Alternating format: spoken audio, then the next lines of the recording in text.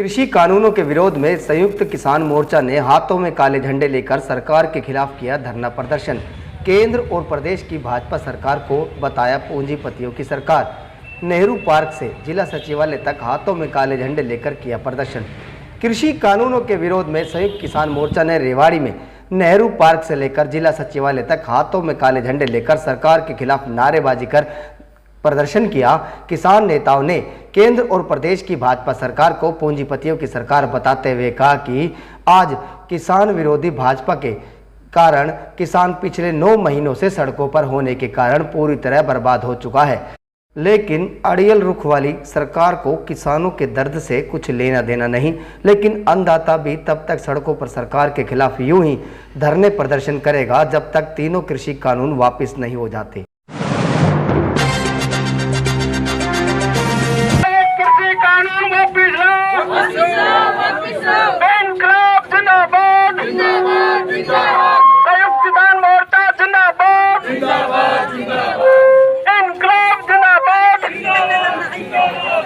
मजदूर किसानों का भाईचारा जिंदाबाद, इनकलाब जिंदाबाद, मोर्चा जिंदाबाद, इनकलाब जिंदाबाद। दिखाकर प्रदर्शन कर रहे हो, क्या कारण है? आज का कारण यह है कि रेवाड़ी जिले में कुछ महीना पहले मनोहर लाल खट्टर आए थे यहाँ पर, और उन्होंने कहा था कि भाई रेवाड़ी बड़ा शांत प्रिय है, यहाँ के किसानों के ऊपर तंज कसा था। आज मैं मनोहर लाल खट्टर को और इस बीजेपी सरकार को ये बताना चाहता हूँ कि ये रेवाड़ी की पब्लिक अब जाग चुकी है। अब जो बयान देना है तूने बीजेपी सरकार के नेताओं मंत्रियों, अब सोच समझ के यहाँ पर बयान देना। ये रेवाड़ी की जनता है, अब ये बाहर की जनता नहीं है।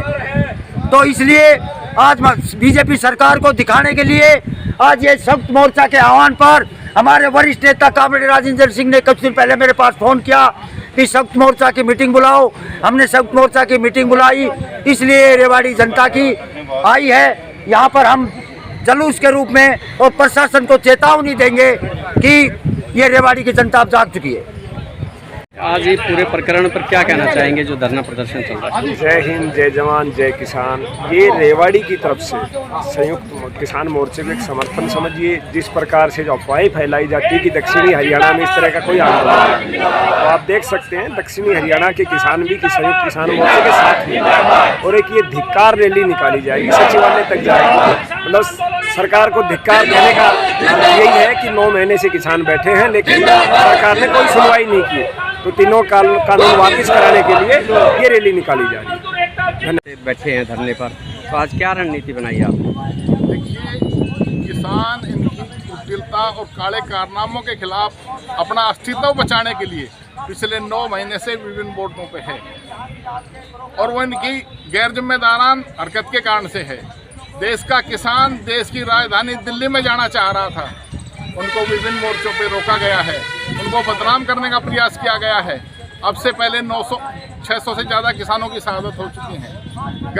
गर्मी में, सर्दी में, बरसात में, अंधड़ में, कितनी बदहाली में वो डामर के रोड पे बैठे हैं, और आज भी उनको ये कहते हैं कि भाड़े के लोग बैठे हैं। इनकी औकात बताने का काम ये किसान आंदोलन करेगा, और आज हम धिक्कार रहे हैं ऐसी सरकार को कि जिन्होंने हमारे प्रति निष्ठुरता की और इस देश को बेचने का काम कर रहे हैं। इस खेती को भी जो ना अडानी और अंबानी के गिरवी रखने का काम जो कर रहे हैं। अभी हम यहाँ इकट्ठे होकर अपनी बात रखेंगे और सेक्रेटरीट पे जा करके सरकार को धिक्कारने का काम करेंगे, और सरकार को धिक्कारेंगे कि धिक्कार ऐसी सरकार को जिन्होंने वादा करके वादा खिलाफी की, उसको नैतिक रूप से सत्ता में रहने का कोई अधिकार नहीं है।